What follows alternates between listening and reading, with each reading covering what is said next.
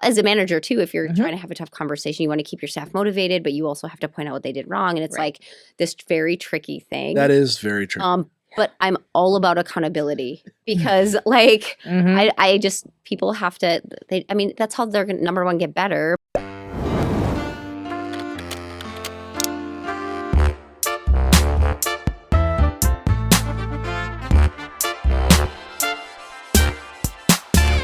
Thank you so much for being here. We're so excited to have you. I'm going to introduce you real quick. Sophia Landry. Sophia has over 15 years of experience in event, entertainment, and hospitality positions, and she is currently the director of special events for Allianz Field, which is the home of the Minnesota United Football Club. Yeah? Yeah. Yes. Thank you for having me. I'm honored to be here. Oh my God, we're so happy to have you. I wore my color to like kind of go with the colors. I was like, oh shit, I don't know exactly what I it is. actually wore this just to be fun, like stand out. I was like, yeah, it's very fun. I love that. I almost wore this too. No, that exact same color. I have a new T-shirt from that car thing that I've been doing, and it's like got a logo or whatever. How funny would that be if we were like matchy? No, I almost wore it, and I'm like, nah, I'm gonna just wear my basic ass stuff. So, anyways, that would have been hilarious. Yeah, but although your hat does vibe, so we're all in the kind of go Wolves. Ear. Are they playing? Is there a big game tonight happening? Because I don't think so. What is that game? I don't know. I don't know. I know the Wild play on Thursday. I don't know anything next about playoff sports. But when this comes in, hopefully, when this comes out, hopefully the Wolves have won the series against the Nuggets. Just assume that that's the case, and congratulations. Yeah, congrats, Wolves. They will. And the Wild will have won against Dallas. And the Wild, yeah. Everybody. Minnesota sports. Minnesota United. yeah, exactly. Yeah. What is the season for Minnesota? I don't know anything about sports. What's the season for soccer? Yeah, so we actually, our regular season this year goes through October, playoffs in November with the championship in December. Okay. But we're actually changing the season. So in 27, it'll be February to May is a sprint season. Okay. And then they're picking back up and doing July through, July through, maybe I messed that up. Yeah, well, I wouldn't be able to fact check it. They're changing it. And so they're trying to match up with the FIFA schedule and the players if they get called up to their national, like everything ends up matching up internationally. Yeah, okay, cool. I guess that makes sense because a lot of them still play for like their national teams back where they're from. Okay, yeah. Exactly. When that happens, our players get called away. So when we're in regular season, then we don't have some of our key players playing during the game. And so that'll help a little bit with Major League Soccer. That's cool. I only know that because of Ted Lasso. Yes. So usually we do tours and I will ask people, I'll ask who's been to a Minnesota United game or any Major League Soccer game. Yeah. And more people raise their hands with Ted Lasso. Yeah. So at least I'm like, yes, okay, let's start there. You know soccer, you have context a little bit. I have been to one game and I loved it. It was so much fun. I just like the games are a blast. They're so interactive and engaging, family friendly, and they last 2 hours. Yeah, the games are a blast. Yeah, I was just at one and it was so fun. It was my first soccer game ever in the U.S. Ooh, where'd you go? I saw a game in Mexico. Oh, fun. I was supposed to go to a game. I had tickets to a game in Barcelona. Oh. And they canceled it. And I was... What do you mean they canceled? The game got canceled? Yeah, the game got canceled. Oh, shit. Yeah, and I was devastated. I visited Madrid with a friend, and we went outside the stadium while the game was going on, and it was incredible. People were lined up outside of bars just looking in windows because it's that big crazy there. Yes. Oh, for sure. It was the streets were filled with people. That's it was cool. so much fun. I love that. This is not like we're just going to go on a soccer tangent for a minute, but you're going on a hiatus. But I don't know exactly what you call it, but you're taking a little leave. Personal leave / midlife crisis / adventure of a lifetime. I want to hear about this midlife crisis. Yeah. And I want to, because I was going to ask if you were going to see a game or go to the stadium or anything when you're there, or what's your plan, if you had anything planned for that. Yes. But I want to hear about the trip too. Yes, I don't have anything planned soccer-wise, but that's actually a great point. I do have contacts I could reach out to. Yeah. Probably go to some... go see the stadium or something at least. Some Premier League games or something, yes. Yeah, you should do that. I'll have to. That's actually a really great point. Yeah, you're welcome. Yeah, I will, when I'm there, I will take a picture. Like, thank you for this suggestion. Yeah. Because that would be, I have to. Yeah, that would be amazing, honestly. So are you going to Paris specifically or France in general? Paris specifically, cool. But plan to do a lot of traveling when I'm there. So if we want to back up how this all started. No, so back up to even me taking on very random hobbies, and that's why we talked about this a little bit earlier. I started taking, like a long time ago, I was like, I'm going to take piano lessons, and then I took that for a while. I'm going to take guitar lessons, and did that for a little while. And then last year I was like, I really need to balance social, like my personal, social, and professional life. And so I'm like, I could be learning. I could be a volunteer. Like I always think about like, what could I be doing? And so I started taking French classes.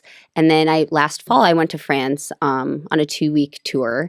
And before I left, the tour guide was like, you can take language classes while you're here. And I was like, oh, really? And he's like, yeah, you could do, however long you wanted. And I was like, oh, okay. And I got home and I looked into it and I was like, wait a minute, this is actually very doable.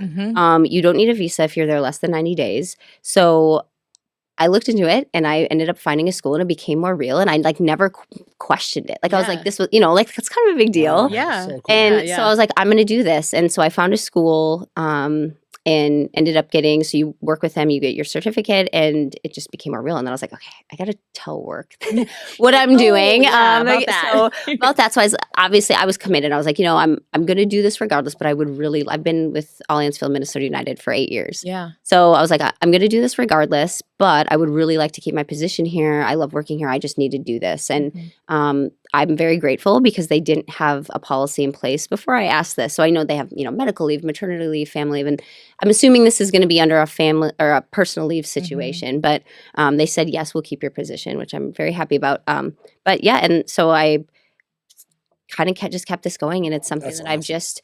I just think it's something I'll learn a lot about myself. I want a challenge. I want to I want to be in an uncomfortable situation. I just kind of felt like my life, I was like, I feel very content every day. Like it's hard to I think to about work that in type events. of shit all the time. Like, how comfortable am I?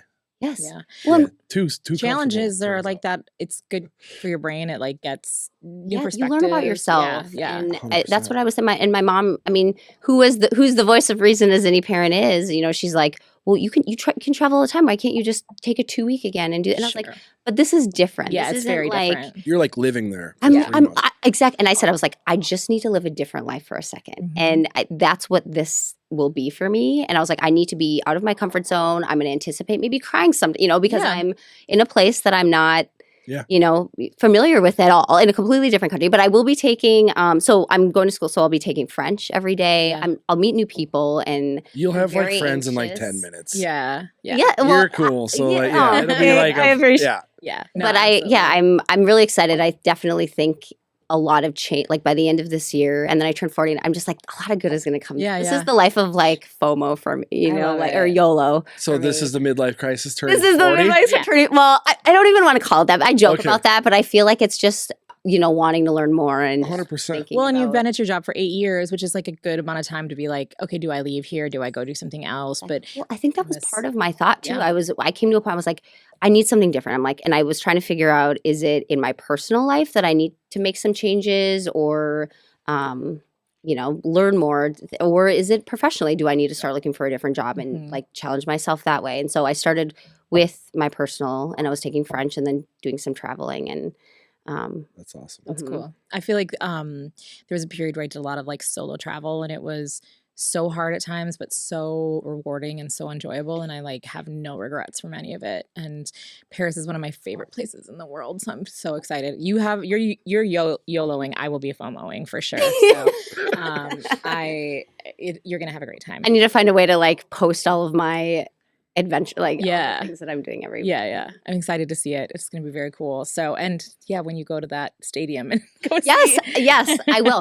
There's one in Paris. There's an Allianz Stadium in like an Allianz one specifically. So there's 7. I think there's 7 around the world. We're the only one in North America. Okay, cool. And there's one in Paris. So fun. I did not know that. Oh, that's so interesting. Yeah, I didn't know that either. Well, they should hook you up then. Yes, I think maybe that's the card I play. Yeah, when you absolutely. said that, I was like, wait a second. You should definitely take advantage of that. I love that. 100%. Yeah, I'll take a suite. Yes. VIP, please. Yeah, that's awesome. That's so cool. Okay, so you've been at Allianz Field for 8 years. Was that like when it opened? Did you start? Okay. It was. So we opened in 2019. I started in February of that. We didn't actually open till April. I started in February. And when I started in February, it still was, you were wearing hard a hat. hard hat Yeah. and construction vest and walking through. And I remember thinking like, oh my gosh, what am I selling here? Like I didn't know, what was going to be. And so it was really awesome to start that business. I think because I was cool. It was just me and then everybody else. So Allianz Field and Minnesota United are a privately owned club. Okay. So which means that everybody just works under the same. So I work for Minnesota United, where a lot of arenas or stadiums have a managing group, and then they have the sports group. You know. So we're just all in one. That's and cool. It's really cool. There's pros and cons to that for sure. Yeah. But what's really cool is, I'm under the operations team. So the operations team primarily does all of the game day logistics. And then I'm part of that. Like I'm a little island off on events. And so starting that has been, was really, really neat. And it's just evolved ever since. And it's got to be really cool to start that though, from pretty much scratch. It was. And it was actually perfect because a lot of my experience prior to that I had on like contracting and sponsorship and events. And like I never actually was an events manager though. So that's what's so funny. And as I interviewed for a direct role, they hired me as a manager. And I didn't even argue because I was like, I've been around events my entire career, but I had never been managing events. And so it started, but I had all this experience in things that were just helpful to know to be successful. And I remember when we started too, the COO at the time, who Maureen Smith, she's amazing. And she's actually the CFO for the Green Bay Packers. Oh, cool. Yeah, go Packers. I don't know if you guys are big. I love the Packers. I was going to ask you if you're a cheesehead. I know you went to school in Wisconsin, right? I did. Yeah, I'm from you are from Somerset, Wisconsin, which is not too far over the border. But Alex hates you now. No, just kidding. Oh. He's not even in the room. But she was our COO at the time, and someone I definitely look up to. And she's like, think of this as your own business. Yeah. And I think when you think about it that way, and when you start something, you're so invested and passionate about it. And I feel like that's what ever since it's just like I think about like this is my business. So when I'm going, it's sometimes very difficult because when you work with some of the other departments that are focused on game day. Yeah. No, me. But I'm like, no, I'm going to make sure that we're going to do this. Everything's going to be successful and done right. And so that's the way to look at everything, I think. Anything you do almost, you got to look at it like it's. Have the ownership over it. Or like put your everything kind of behind it. Otherwise, it's like, what the fuck are we doing? Well, this is your everyday life. Like, yeah. And if you got to be there every day. Yeah.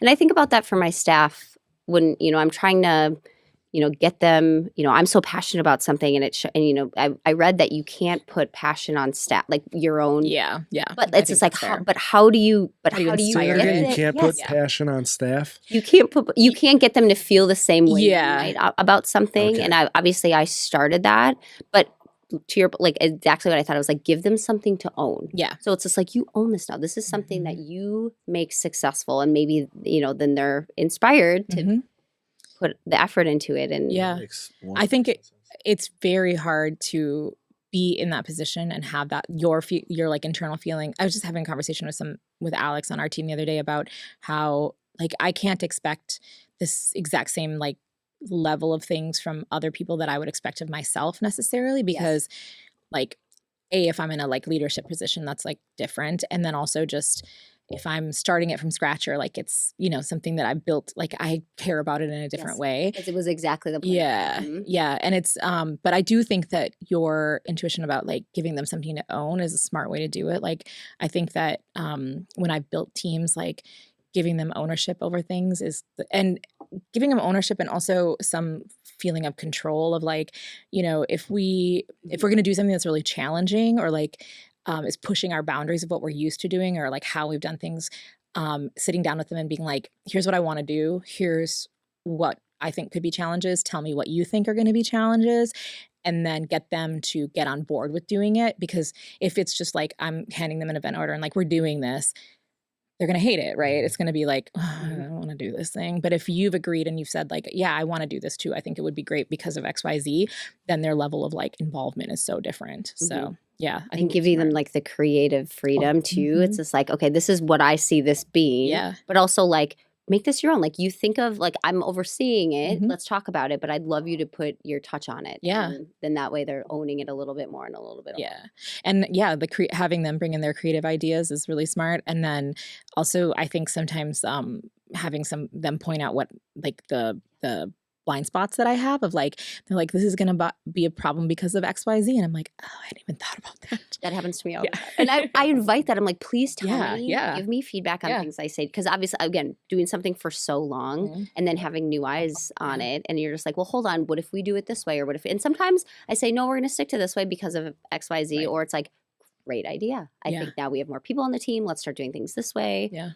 And if you're going to step out for 3 months, you got to train them in. Exactly. Yes. That's what we're kind of going through right now, which I do think is good. I think I've put in a lot of processes that I felt have worked over the last several years, but me stepping away might be a really good look into like, hold on, let's change the way how she's been doing this, or how can we find it our own? Yeah, I think that's great. I mean, it sometimes you do have to get out of the way of people to force them to kind of be on their own, because if they've got a safety net all the time, like 100%, easy to fall back on that safety net and just be like, yes, Sophia figured it out, like it's fine, you know. Yeah, you got to let them fail. Yeah, yes, almost to which learn. is so I do hard. think that's and not that they will fail, but like they have to be in a position where they could fail. Yes, for them to get the actual idea of like, okay, the stakes are different. Well, and then they do it a couple times and they're like, I got this shit. Yeah. Well, what I'm just finding now, especially when it comes to finance, it's just like the whole process that some things are transitioning to my lead and then some are to my staff, but having them understand how it's like full circle. So if I'm like, okay, you guys are doing this, but then when it comes, then my lead is looking at these things, which accounting looks at this. So it's, as long as they understand, then I feel like, again, there's that ownership or and understanding like the full cycle of things and not just their like narrow slice of the pie, because in that big of an operation, like they have to understand, because there's so many people that would be affected, I imagine. Like, well, and that's only growing them professionally too. Like if absolutely. We're moving on, I mean, them understanding how everything works is, I mean, I'm nothing, I'll share everything with you guys on. Yeah.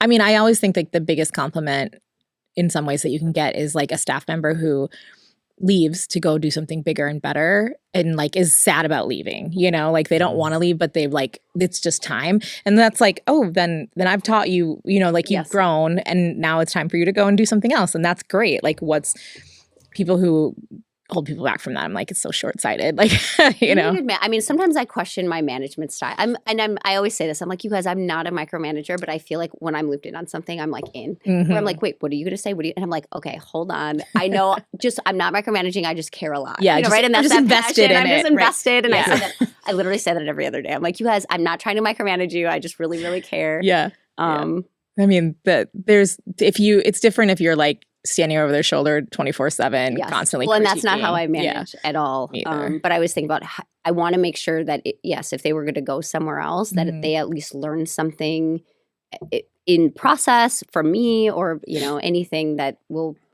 have them continue to grow. Yeah. How big is your team there? We don't have a big team. I have 2 specialists under me and then an associate that supports everybody. And then we have we just hired a VP of booking and event sales above me, and she oversees the larger events. So we started kind of dabbling into concerts. Yeah. You guys had that big concert. Was it just last year, or have you done it twice now? We, Breakaway Festival. Yeah. So we've done it.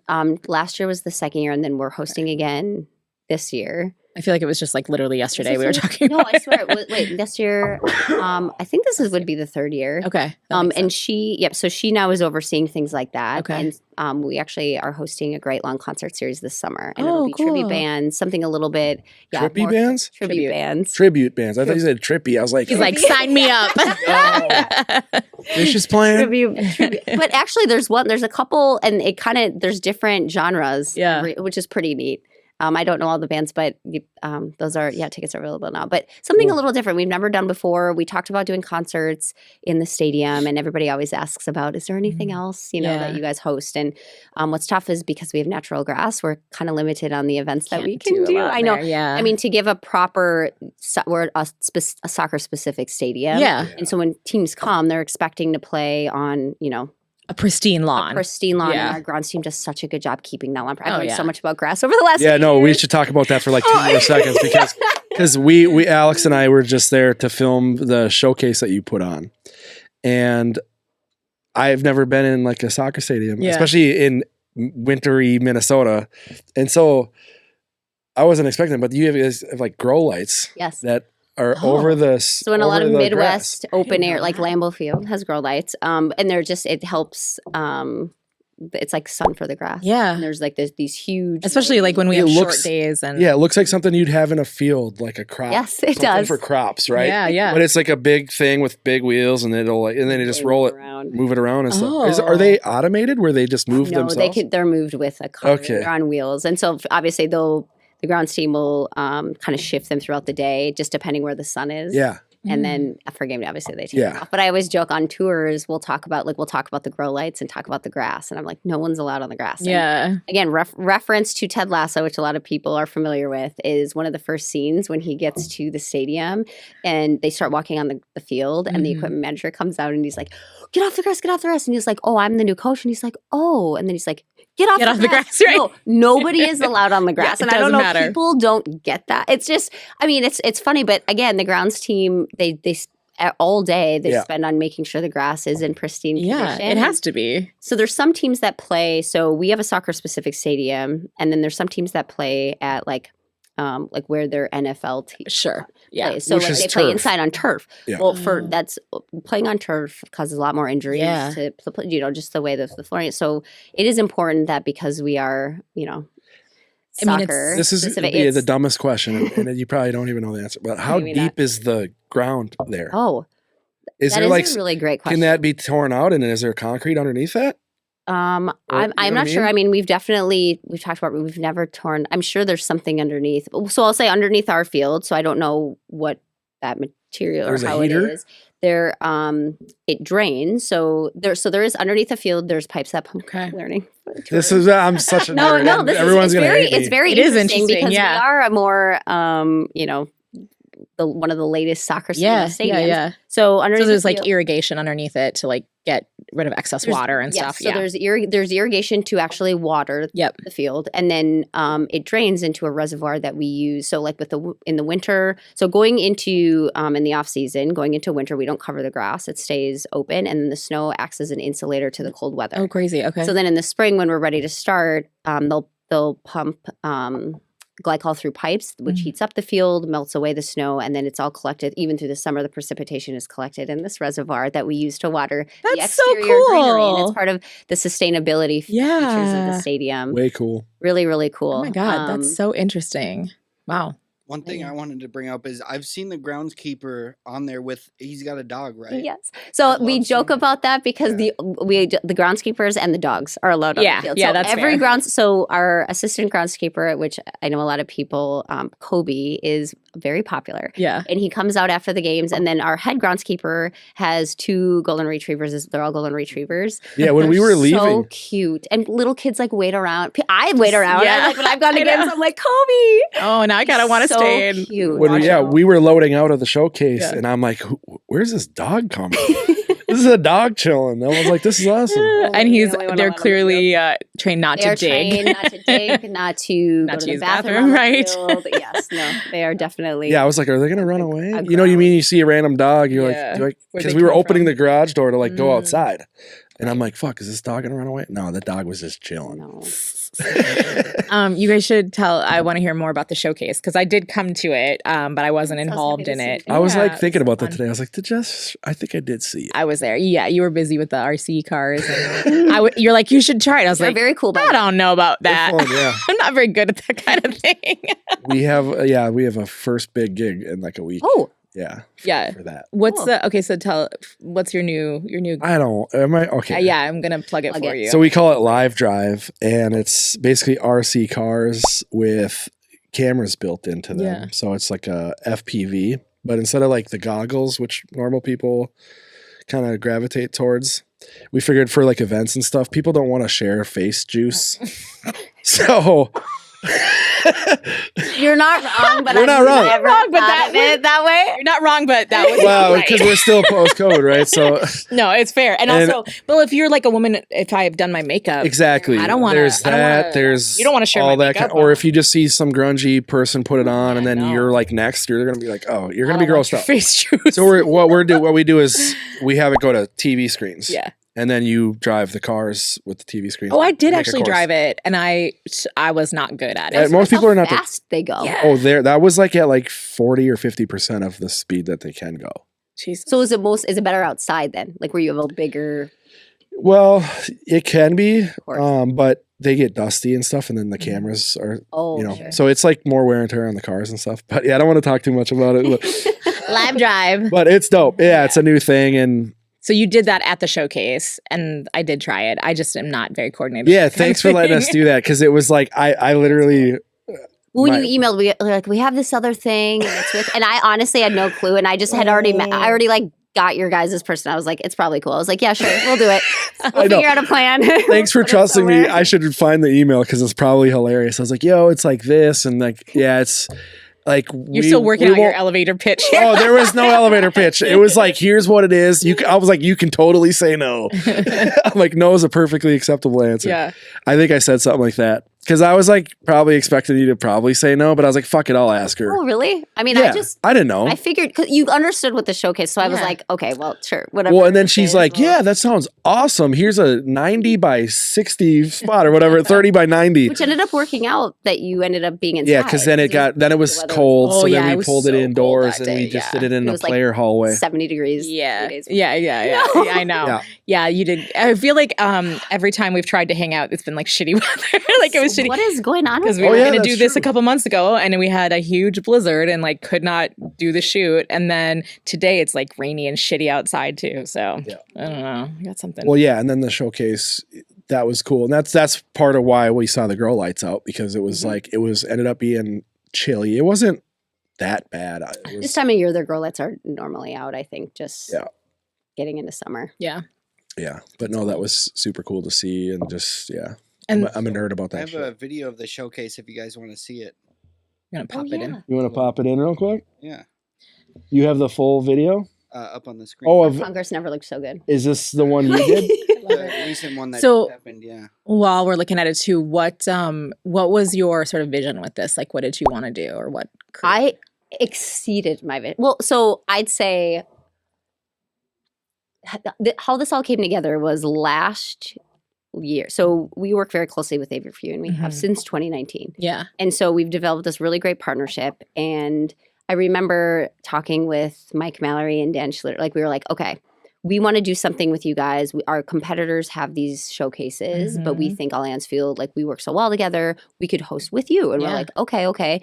And then as we started talking about what it was going to be, it just kind of was like, well, we could invite vendors. Like, I think we didn't even know what the idea was right away. I think it was Yeah. just kind of as we continue to talk about it. So we wanted to do it last year, and it just, because we came up with it last year, it just wasn't, we didn't have enough Need some time. Yeah. So then we ended up doing it this spring, which worked out perfect. And so we had a lot of, coming back from like holiday, but then we had these few months to really plan it. And when I reached out to vendors I had worked with in the past, which some like Event Life TV was not on our list. So I was so fortunate to even get connected to more vendors. Yeah. And I had this little, I wrote this email and I had this little pitch. I'm like, if you're interested, let me know. And it was just kind of like, this is, we'll be the platform for, we can't pay you, but we're doing all the work. And Right. we're getting in front of the same people that you guys want to get in front of.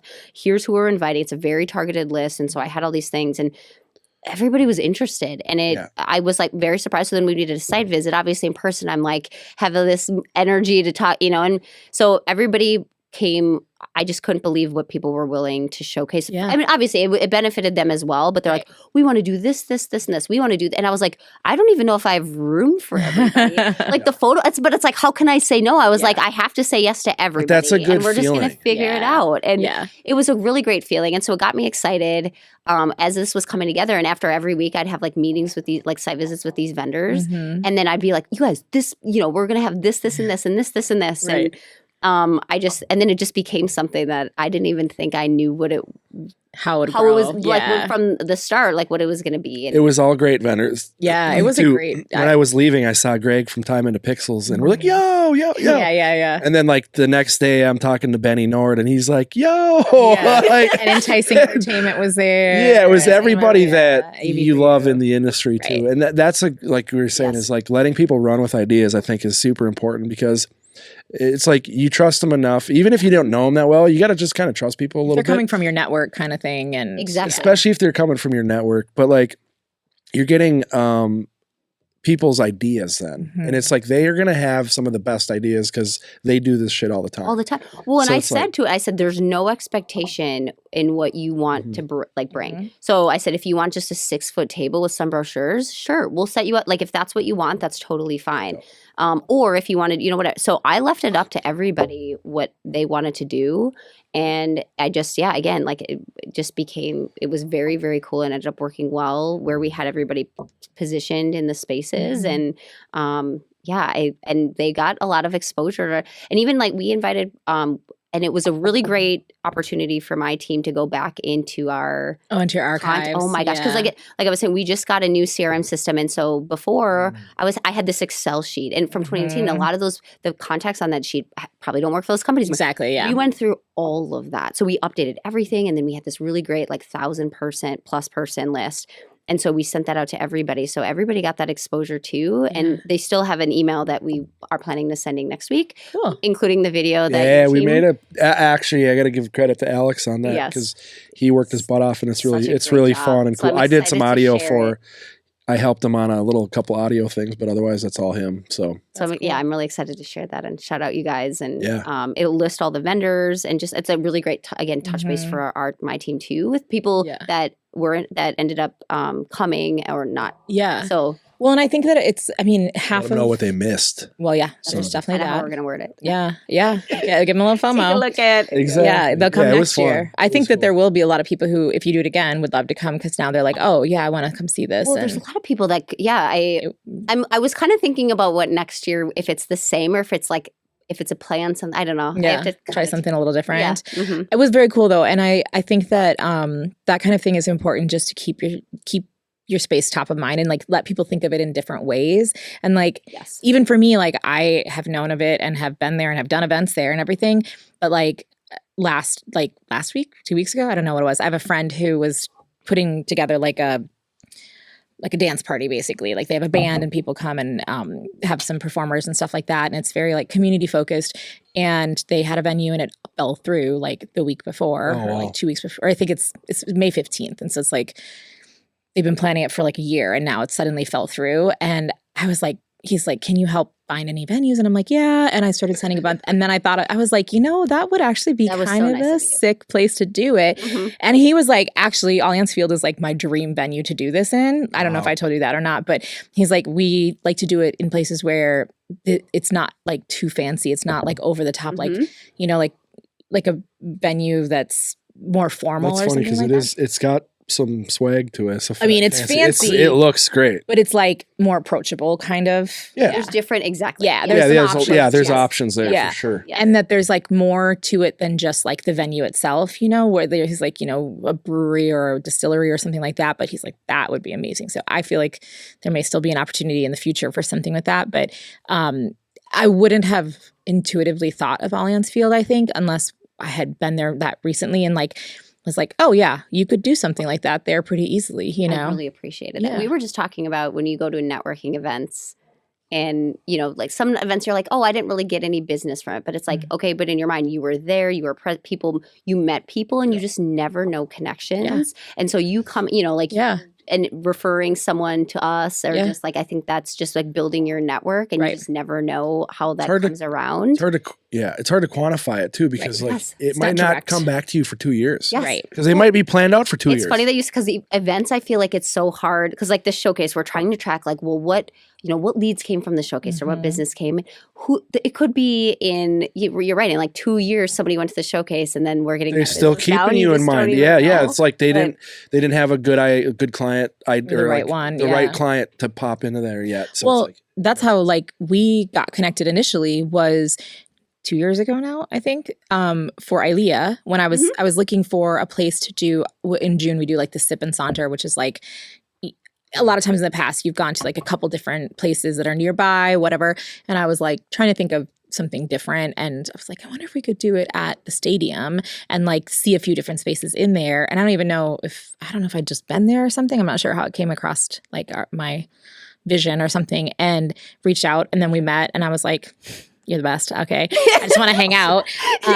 We talked about cats a lot. I know. Yeah. I remember you were foster, weren't you? Yes. Fostering? No, I had like all these kids. Yeah. Actually, She's got a whole goddamn zoo. I have 2 cats. I have 2 and a cats. squirrel and a No, you goddamn. don't, do you? Well, I have some Possums raccoons in my and backyard, shit. then possums and stuff. Oh, No, yeah. She's feeding the whole neighborhood's like. I have a lot of No. strays in the backyard. It's the only thing about living in the city. I would love to have the squirrels. I would be feeding. It would be a problem. Oh, I live with in squirrels at my house. Yeah, I live in St. Anthony Village, which is like not.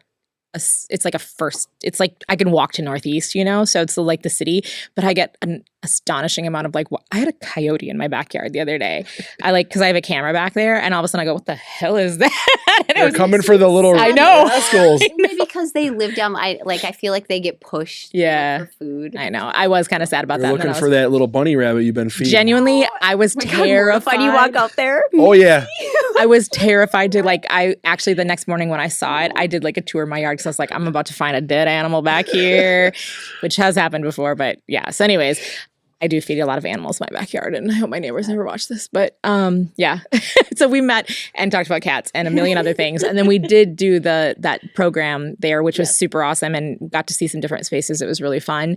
And now we're here. Now we're doing this. So you just it's keeping people thinking of you sometimes, because there are so many venues, there are so many places you can do things. You gotta do stuff. So many vendors, Yep. you know, and it's not, there's sometimes people where I'm like, why did I stop referring them? And there's no reason except that I just haven't talked to them in a long time. And I sort of they weren't coming to mind when people were asking me for referrals. So it is very staying important. connected and staying. Yep. And you represent, just more than you represent a brand of your 4 event. You know what I mean? Yeah. So people know you and they're like, okay, yeah, we're gonna go to Jessica, and it's that's part of they know your spaces are great, and then they want to work with you. Yeah. Well, and I also always tell people, I'm like, I will still talk to you even if it's not my venue. If I'm not the right fit, you can still ask me about venues, because I want people to think of me when it comes to venue things, even if it's it doesn't fit in any of the spaces you have. You can still ask me, because I'll tell you who you should talk to and make introductions, because I want that to still be who you think of. And you know most of the people too. Yeah. So it's and also connect. Thinking about venues 24/7. So I'm always here's 7 different ones that would be a good fit. As part of figuring out who to co-host this, I was like, I know the person. I got a girl. Yeah, I got a girl, but I didn't know you that well. No, I didn't know you that well. I know. And then we just started bullshitting one day. I don't even know I did ask. I was like, how did you guys start this when we were touring? Yeah. I was like, how did you guys start this podcast? They did everything. And then he's like, do you want to come? And I was like, sure. I don't know. I think the pivotal conversation we had, I was actually on my way to Alex's to do something. And I had pulled up to his house, and I was sitting in my car, still talking to you. Okay. And I kind of ran it past you. I'm Yeah. like, she's going to say no. And you're like, that sounds cool. We could talk about it. Yeah. And I was like, cool. Yeah. And then a couple weeks later, then we actually talked about. This is perfect for you. Was this? Well, this was before NFT, right? Yeah, I think so. Yeah. I think so. Yeah. Yeah. I just like the yap. So there is that. That's part of it. Because I was scared of her. Everyone says that. No, I know. I'm only being facetious a little bit, but I did play. About me on the show. She did come to one of my shows when I was a little.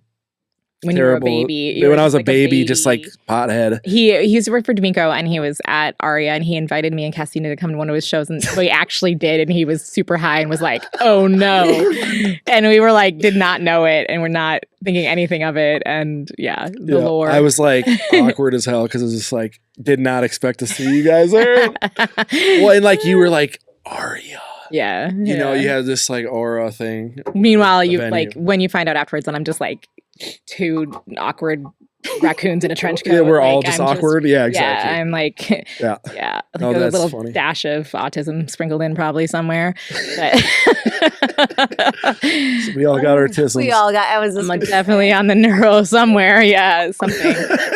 No doubt about it. Yeah, that's the story. It was though when we first met the first time. I was like, "Oh, girl, we both have ADHD," because we were talking, and I was like, "Oh, we're talking so fast and so you guys intensely." Yeah, it's funny that everybody. I can talk pretty fast. Yeah, and my family is just you can't you don't even finish sentences, and I feel But the people who are in that, who have the same, I'm we just can talk. You already know that where they're going. What we're gonna say. Yeah. And I can finish people's sentences very easily. I know. It's an ADHD thing too. It's called pressured speech or something like that. And whenever I'm actually the other guest that when Whitney was on here, I was listening to it afterwards and I was like, oh, we're talking, somebody's gonna have to like slow this down to listen to it because we were just like, oh, I'm pretty sure I was like a deer in the headlights.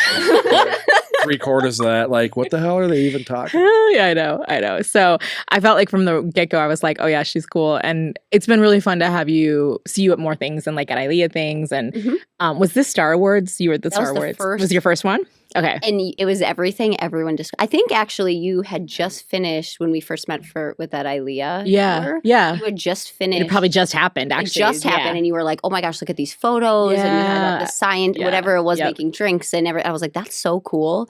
And then when we were talking about the showcase this year, Dan from Maybe For You was showing me, he's like, you have to come to this. And I was like, okay, wait, when is it? And so then I looked up. I think it was during our walkthrough too. I remember being like, you need to come check it out. Yeah. Everybody. And it was incredible. But can you imagine? I mean, of course, planning an event for event people is a lot of work. And well, and that's a good one where it's like the perfect example of like if all these creative people are given like the license to do the crazy thing that they want to do and be creative, and then they just like build on each other. And like every year you think like, it can't be crazier than last year, and then it's crazier than last year in like some way. Appreciate and all of us appreciate everything so much because we know what goes into it, and it was awesome. Yeah, you're giving them the platform. Yeah, that's how good shit's created, and they get like all the crazy content. You guys had a thing today, didn't you? Or did you go to that thing? Oh yeah, I popped in. Alex was setting up here, but I popped in. It was just like everybody from ILEA this year's Star Awards as like committee chairs. Like a little thank you.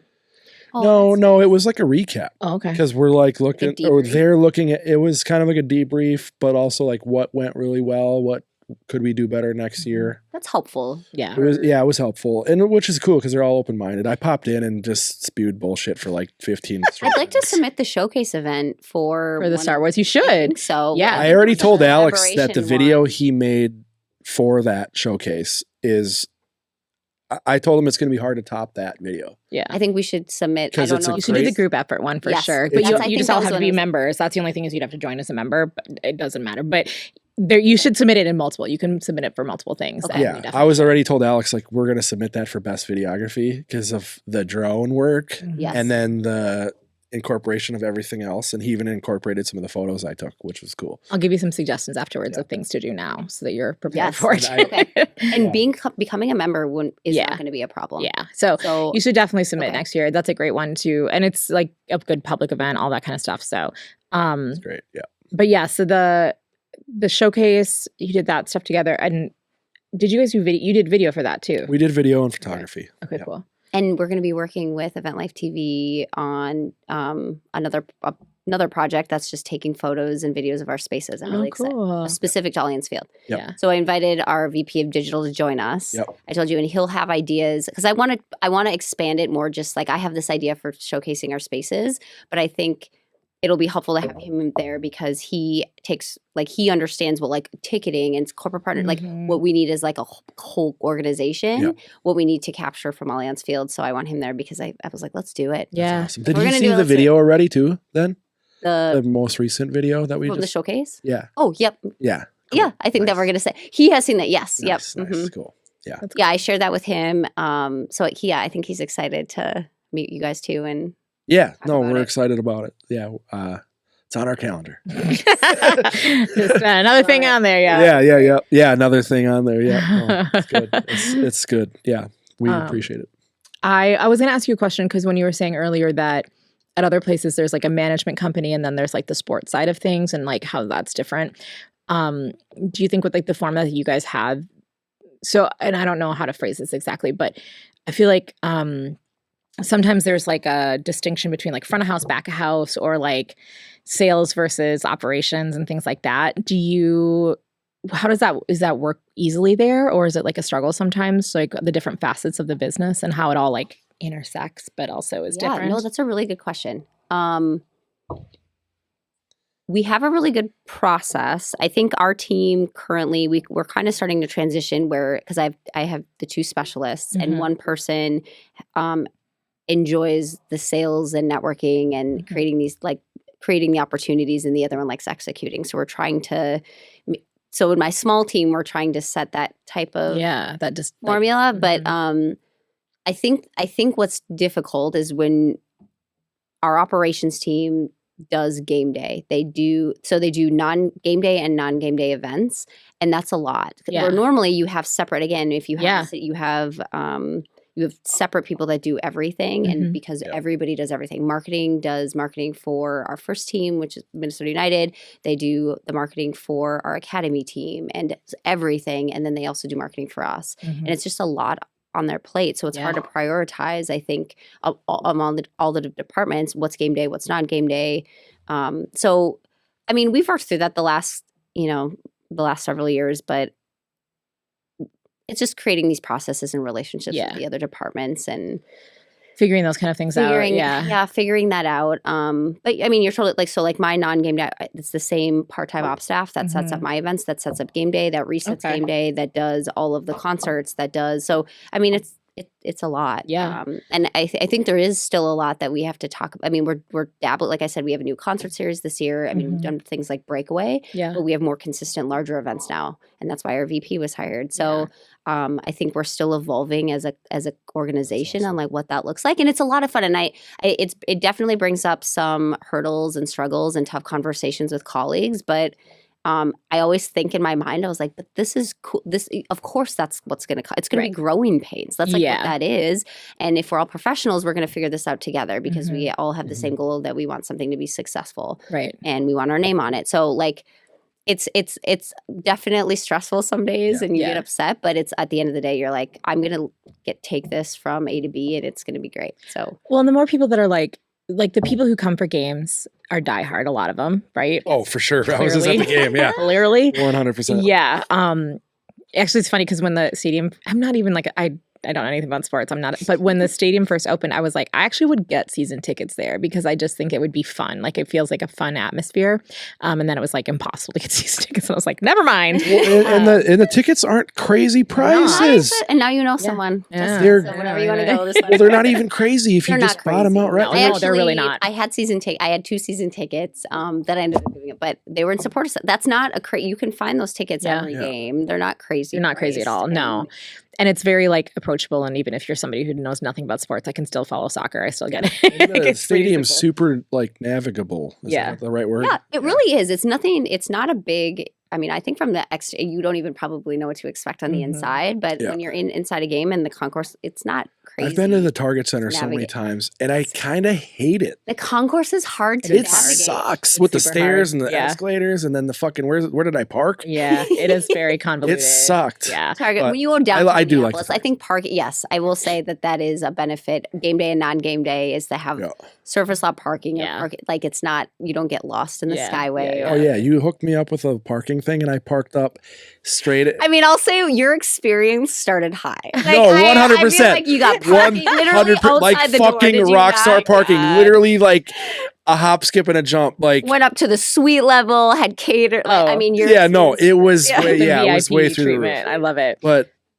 But yeah, I got to tell this dumb story. But my car has like a starter issue, like because it's got that automatic start thing where it like shuts off when you're at a. So I'm showing my parking ticket, my car shuts off, and then it didn't start back up. No. So I was like, oh fuck! Like, what if it doesn't start back up? But it did, and then I just pulled into like Rockstar parking, and the rest of the night was awesome. It was like fuck. When we did, so we did an event at the Vikings Field. What's it called? US Bank. Yeah. Thank you. Oh, the winter one? Yeah. I almost froze my ass off. Yeah, it was like work with.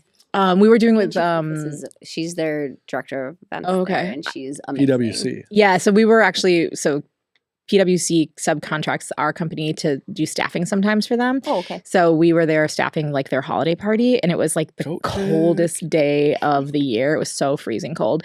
And then I'm like, go to this door. So I go to the door, and the security's like, oh, you need to go to that other door. Maybe walk a quarter. And then I get there, and they're like, no, you need to go back. That was the right door. No. And I'm freezing. It was so I wore cold. like the thinnest coat I have, and I was like, what am I doing? Why am I doing coat check, first of all? So you're lucky that I like you, Jess. I know.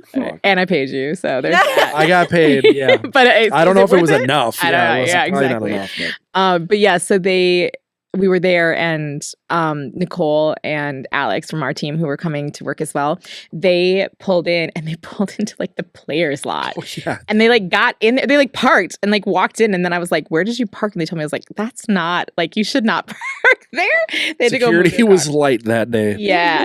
It was not a regular day at all. No, not at all. Yeah. But it was hilarious. I liked that event though. It was cool. Yeah, it was fun. And that was they go on the field. Yeah, they go out on the field all the time. We walked out there. Yeah, there was we couldn't be out there the whole time, but there was a time, like an hour or two, where they like let people go out there, and it was covered. It was covered because they were having like it was like a day or two before they did like the holiday special. Yeah, the winter something or other, and it was filmed at the stadium that year. So we were there like right beforehand, and they were setting stuff up, and they had the field all covered and stuff. And so yeah, you can do tours there. So my brother lives in LA, or now he's in Mexico, doing a thing like you. Oh, cool. He's been in Mexico for like 5 or 6 months now, though. Oh wow. And so we were all born there, so it's like a dual citizen type shit. So I don't know if that matters or whatever, but anyways, he hadn't been to the stadium because he was living out in LA, and he's like, he booked a tour of the US Bank Stadium, and we went on a tour there, and it was actually dope. And they let you go on the field during the tour, and they give you a football to kick around and throw around. Awesome. It was dope. So I made a dumb video, and I'm probably not gonna show it on here, but it was just us doing our little running around out there. Yeah. No, I didn't kick a field goal, but like punt it. I have to run 100 yards. I was like, throw me a pass, and I ran 100 yards, and just like had to do like the dumbest shit. And I was like punting it, and we were playing catch, and our nephew came and played with us. Awesome it was so much fun. It was like maybe 15, 20 minutes they let you run around, but got a good little workout. Mm-hmm. Yeah, I love it. But yeah, I wish you could go on the grass. I know. You know, if you pay a little extra, you can. Like, there is options. It's very exclusive. Okay. People in an event or on a tour. If you so want to it's not a def. Okay. It's not a no. Always no. Okay. Cool. Nice. It can happen. It can. Do they give you like little booties to wear on the grass? Like when you walk into a new hole. Yeah, exactly. That's awesome. Okay, just got to twist the right arm. Okay. Yeah. Oh, you got grease the right palm. That's what I like it. Got to put a little cash on the table. Yeah. I love it. Okay, so I feel like we have talked a lot about Allianz, but I want to ask you like how you got started in events. Like where did you get down this road? Like where did it come from? I feel like I've always been in like social setting. I started bartending. That was like when I was 18. I started working at Dairy Queen when I was 16, and then at 18 I started bartending. And you just get in this social setting, and I think that's just my personality. Yeah. And then I just met somebody who knew somebody who worked at the Xcel Energy Center at the time, and I got a job with the Minnesota Swarm, which was the National Lacrosse League professional team that played there. Yeah. So I started working there, and then somebody that I knew from there knew somebody who worked at this marketing agency, and they got me an informational interview, and then all of a sudden a job came up at V Corporation, which was Sesame Street Live. And cool. Yes, and they did costumes. And so then I worked at Minnesota Swarm for a few years, and then I moved to V Corporation. And it started becoming like who you knew, right? And that's why networking is so important. And one of the advice any like mentoring advice that I give is like just never burn a bridge because you don't know. It's true. And it's just like even if it just is so important. I don't even, and I'll tell you why that's an example for me. And I've always thought that, but V Corporation, and then from there, I ended up moving to Buffalo, New York. For a boy, but weirdly, I got a job there because one of the director of booking knew somebody in Buffalo who worked for this outdoor venue. And I interviewed in Buffalo, if you know, is very pride. Like they keep things in house. Like you're not from Buffalo, you're not getting in anywhere. So for me to get a job there, I feel like I was like, who is this person? When I started working, and honestly, it was the best experience ever. So I worked for a venue. They did concerts and outdoor series and a bunch of different things, like right on the lake there at Lake Erie, and it was incredible. That's so cool. I still talk to all of my friends there. They visit me here. I visit them there. We've done trips together. Cool. So that was really cool. And then from there, I ended up moving home here because I'm from the Twin Cities area, and I knew somebody who worked for Minnesota United. And then so I had an informational interview with them. And then I saw this job posting was right when the stadium opened. So it was perfect timing. And so then I ended up getting, and again, it's like who you know, and maybe they get you in the door. But then from there, it's like, I mean, obviously they knew me and I was grateful that they were nice enough to put their neck out for me in each of these situations, each of these scenarios. So, and then interviewed and then got this job. And so it kind of was like a very kind of stepping and you know, this informational interview thing, is that like you were requesting information or they were like wanted to give you information about it, or how did that work? Yeah, that's a good, I think the first time it would be like somebody would know someone and it was just like they just wanted to meet. And it was like similar if somebody reached out to me and said, which Christina, one of her staff, you know, was interested in learning a little bit more about like sports events. Oh, Emma, right? Yeah. Yes. She's so sweet. Yeah. So sweet. And so it was just kind of that kind of thing where we talked, you know, for 30 minutes. And it was just kind of talking about our experience and, you know, both of our lives and events. And from there, then now Emma's top of mind. So if something were ever to come up or if I knew of a position somewhere else, then I could let her know and I gave her some advice. And it kind of was like that. And it just, again, just like making the connections. Good too, because it's like a less stressful first meeting. It was, exactly. It's just like, I'm just here to learn about it. Yeah. Right. And very conversation. I think that's no cool. I have people ask me all the time. That's why I'm asking about it. I've never really had that situation. Oh, I've had people, we talked about it one time on here because there was a gal who reached out to me and she was like, you know, she was like asking for an informational interview and she had found me from the podcast. And I was like, what? I was so confused. Complimenting. Yeah. Very connected. So now if you like you talking with her and you're like, oh wow, she has she's very well worded, professional. And then if you knew of a position that was open, you could refer her. And we have actually, and I think she was working in events, but like with someone else, different capacity. But like she had like marketing experience, and I was like, oh, there's always people looking for this, you know. And so I've had a handful of people reach out and just be like, I want to do an I think that if anyone is ever interested in doing it, like it's totally okay to do it. You just have to kind of manage your expectations about it. I feel like who sets it up? So did you were like, I want to learn more about it. How did that exactly work? I guess. Sorry, I think first, no, that's a great point. I'm trying to think the first time when I did the informational interview I think I may had mentioned to somebody that I was interested in looking for another job. And they said, well, why don't you, I'm going to introduce you to this. I mean, this was a long time, but the marketing agency contact. And so I talked with her and then she connected me. And I think I just is like maybe making a comment about looking for something different. And then you're just connected. Yeah. Like, oh, I know this, I know somebody I think you should talk to. Yeah. And then you talk and there's not a position open at the time, but they'll talk with you. Yep. And then she connected me with a whole other, company. Because they knew they had a position open, which was really, really nice. I mean, for her. So she obviously, again, getting in the door, making the first impression yourself, and then having them think of you when an opportunity comes up is really, really nice. And sometimes it's like, I'm assuming Cassina probably connected Emma with you. Yeah. So sometimes it's like, I know somebody Emma, for example, who's interested in doing sports related events. And I'd be like, oh, I know somebody you should talk to. And I would send an email and connect her. But also I've had people just cold email me too. Like they weren't connected in any way. Like this gal who reached out, she'd heard the podcast and she was like, I'd love to talk to you and just get like, understand what you do in the industry or like your side of things. Because I think, especially if you're not in events, like the industry is opaque in so many ways of just like that there's so many small niches, right? Like what you do is very specific. And I feel like your experience with like the swarm, like is so unique. Like not that many people have experience like with a team or like, working on that side of things.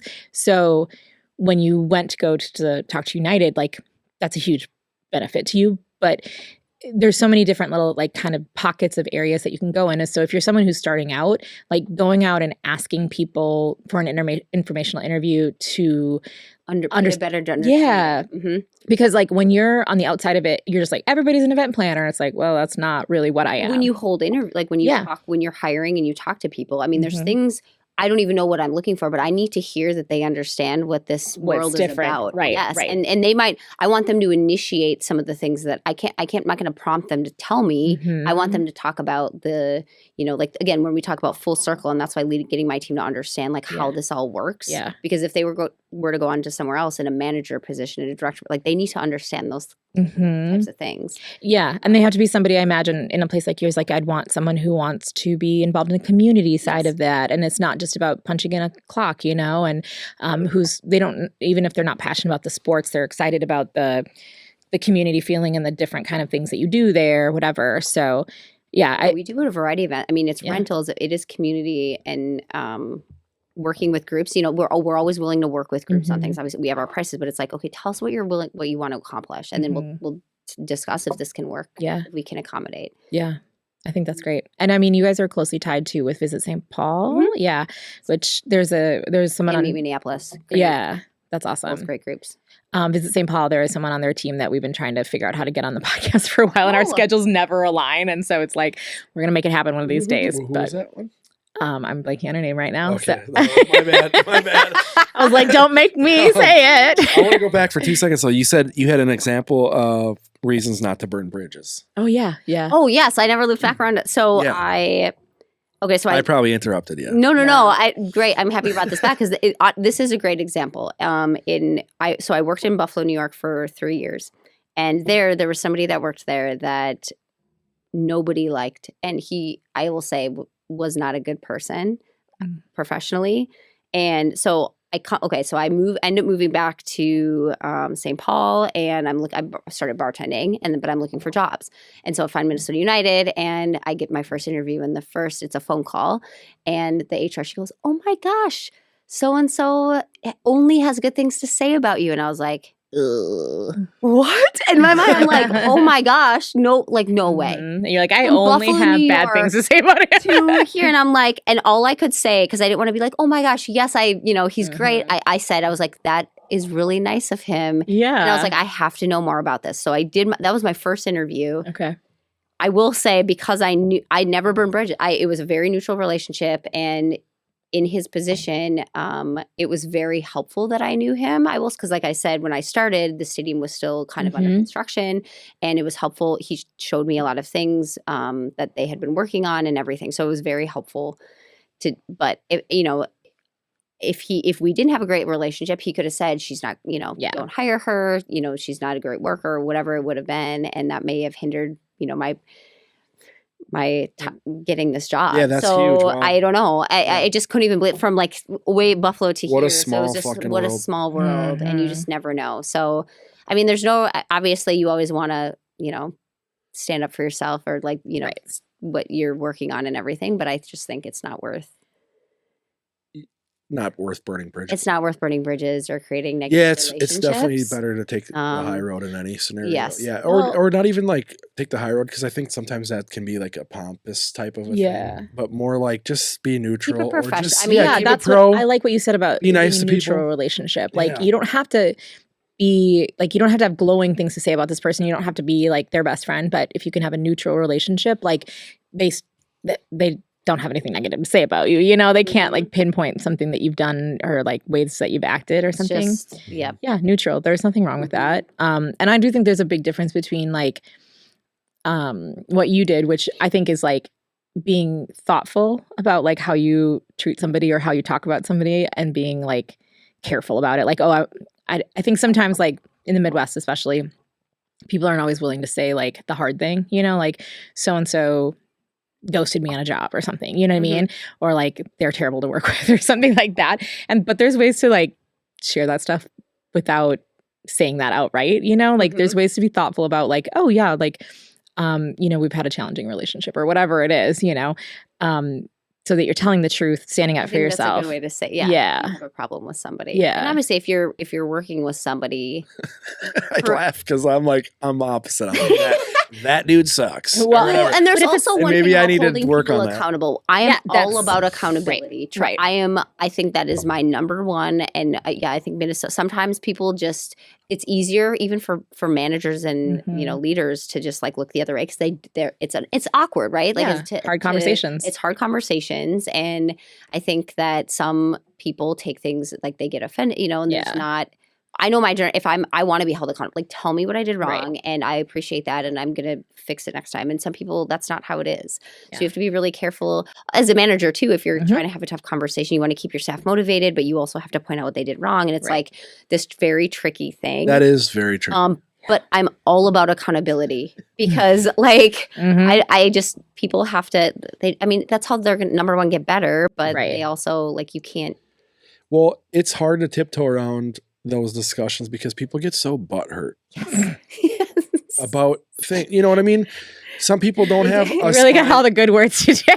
I don't articulate well. No. It was very funny. It was very funny. It's so true. Offended, and I do feel some people. You're not wrong. Yeah, they get offended so harshly. And people here it's like how on like the coast and stuff, or I guess at least East Coast, like honking is so normal. In Minnesota, people do not honk. And if you hear, I actually think about the East Coast. I wish we were a little, because I mean the variety of clients that we work with. Some people range in, you kind of get their personality and then you adjust to it. Like I'm not fake, but I'm going to gauge like who I'm talking to. You read the situation 100%. I do the same thing. Some people are like bing, bing, bing, and it's just like, and sometimes we work with people who are out of America, and it's like very straightforward. And I actually appreciate that. I'm like, we're just getting the work done. We're still friendly, but sometimes I would like it just to be that straightforward. Yes, I wish I could be that straightforward sometimes, but I can't be because I don't want to offend anybody, and I do want it to be a learning lesson. Like it's not.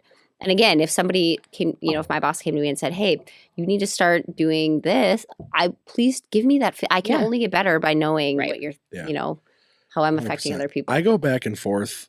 I think I struggle with like not giving a fuck if I offend somebody. But like, you know what I mean? Like, I know. Listen, I'm the same. I'm like, there's times when I don't care. Like if I offend you, like if I paid you for a service and you didn't do it well, it's not necessarily like that I'm going to burn the bridge and like destroy your life or like, write a bad Google review, which I've never even done. Like literally I've never done that, but I've thought about it. But I will give you feedback. And I have had people, who don't like that in the industry. And it's like, I'm not saying I'll never work with you. I'm just telling you that this is how this went. And I don't love it, which I think is why some people are afraid of me. Just but if whatever. It's affecting your business, if it's affecting the output of your, you have to say something. And if we're a team and we're trying to work together on this thing or whatever it is, and I want to just be direct and like get it over with, pull the Band-Aid off of it. Right.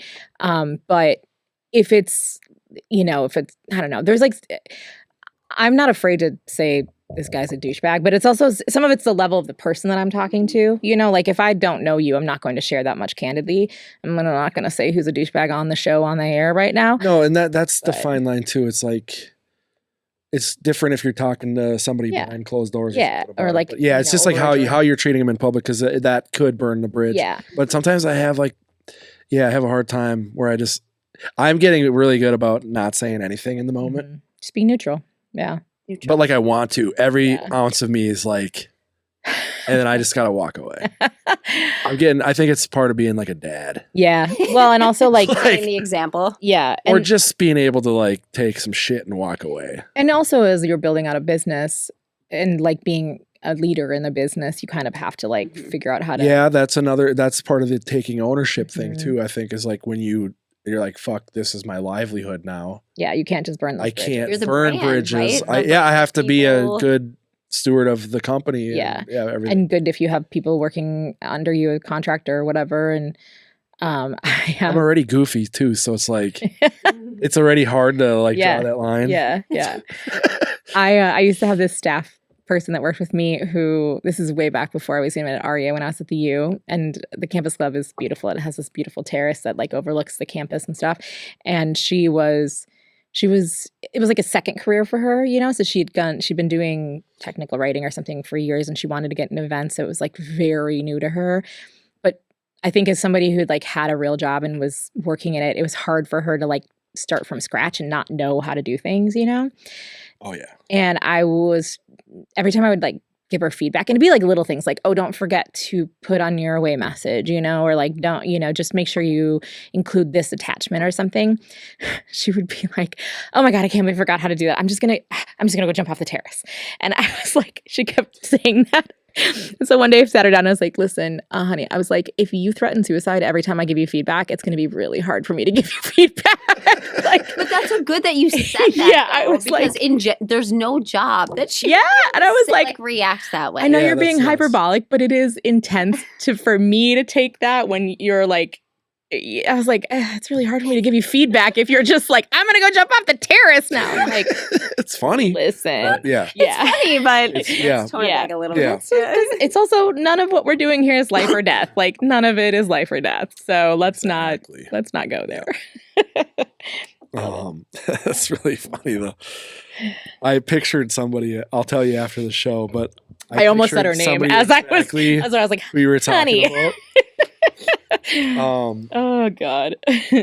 No, we were talking a little bit earlier, and maybe we can circle on it. This was before we started, but like we talked about a little bit AI and stuff and utilizing it. We talk about it a little bit here and there on the podcast, but I feel like it's come up a few times, and you were saying like it's something that I'd like to utilize it more. Yeah. I think it'd be helpful. I just don't know. I think I'm like a generation where even anything new, it's hard for me to transition. Yeah. It's hard for me to. well, you were technology talking averse. about like you have these new programs you're working Yes. in, and I think this is where the hiccup kind of happens. Is that as AI gets better, pretty soon it's going to be able to talk to these programs. Yes. And then it'll make everything super easy. But like when you're like working on something in this program and then you have this tool AI over here, but you don't know how to work together on them. I think that's kind of the hiccup right now is like you can use it to like write emails and this and that and all the other little things that we use it for to not sound bitchy on an email. Yeah. Yeah. I have Don't burn Make this this bridge. less. yeah. Professional. Or more sometimes. Which I don't know I'm a fan of. Yeah, I used to, there was a time when I was using it for emails because, like here and there, if I was like, I need to know how to say this without sounding like a dickhead, right? And, or I need this to sound more Polished. polished. It just or doesn't whatever. sound like you though anymore. But that's the thing. It doesn't sound Sometimes like I change, like I'll get up like this does sound good, but I'm going to keep this and this. Like I'll make it still my own because I know what you mean. Sometimes I'm like, well, this now just sounds crazy. way better than what I was saying. Yeah. So I need to and it's back. also just like now when someone does use it, I'm like, I can spot it a mile away. I was like, ooh, that's so. Oh, for me too, because I don't articulate that well a lot of times. So when it sounds good, that I fucking was on air. No, but it's like, sometimes I'm just like, oh, okay, I just don't want to read this, like, and you know how there's like the TLDR, like too long didn't read. I saw somebody who was like AIDR, like AI didn't read. Like, oh, you just copy paste it, throw it in AI, and be like, summarize this for me. It was like that. If somebody, I think they were talking about people who leave comments on like posts or Instagram or Threads or whatever, where it's super long and it's like this whole For sure, long it's thing. like a get back at you. And they're like AIDR, like I'm not going to read all that. Like best, good luck or so sorry, but I'm not reading all that kind of attitude. Jessica, you were showing me was something you use that puts together spreadsheets, which I was very impressed with. Claude.ai. Yeah, it's a different. I don't know enough about it to like speak very intelligently about it. Except Cassine was like, "You should try Claude," and then I tried, and I was like, "Oh no." What you showed me was, I was like, I could use this in some way. It's different than chat in the way that I feel like chat GPT is much more like language coded. And so it's like much more like about conversation and like, this is more like data. Right. And so I'd like started a project for one of our venues and I'm like, one of the things on my to-do list for like 3 years now has been to create a maintenance calendar, right? Of like, here's the things we need to do weekly, monthly. So it does like day-to-day tasks. Well, that's just like one of the things it can do. Okay. It's just like, that's what it's just like a schedule. Yeah. So I was trying like, to read about it. I genuinely, this is what I fed it. I said, here's our branding board because I wanted it to look like our brand. Here's what I struggle with, or here's where our problems are. Here's what I would like it to do. I also, because we work in Google, I was like, I need it optimized for Google Sheets because if you don't, then it'll be all wonky once you transfer it over. And I want it to have like separate tabs for different like people, like people who clean, people who set up, stuff like that, so that I can give it to the specific people. And it created one. And I was like, oh my God. I think, there's a lot of people falling a little bit behind. And I know like I feel like a lot of us are a little bit behind on it. But like somebody asked me the other day, they're like, do you still create websites? And I'm like, sure, yeah. But like, you can create a website in like 3 seconds. Oh, well, I mean, yeah. On AI. Yeah. You can just type in what you want it to do, what you want it to look like, and it'll make all the That's code. crazy. It'll make all the code for you. Mhm. You don't need to code anymore. And that's actually one of the scariest things I think about, like the job market and stuff, is all these kids that went to school for coding like 6, 7, 8 years ago, 10 years ago. Yeah.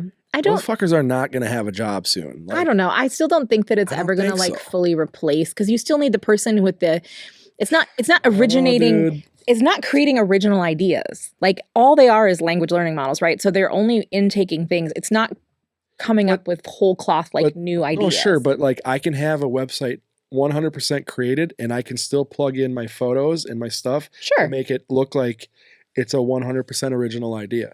So you don't need to. But the idea is not like Claude didn't make the idea. Like I fucking hate that name, by the way. Claude. I prefer that to Chat GPT, so that's annoying. But like your new company, which now I have forgotten the name of because I have like early onset Alzheimer's or something. But I'm not going to say it. Say it again. What is I'm it not called? saying it. What is it called? Live Drive. Live Drive. Okay, so We don't even know if that's going to stick, honestly. That's why I'm think like, it I don't want to works. say it. So it's the cars with the cameras. Yeah. Like Claude didn't create that. You had to come up with that idea. Like you still have to. Yeah.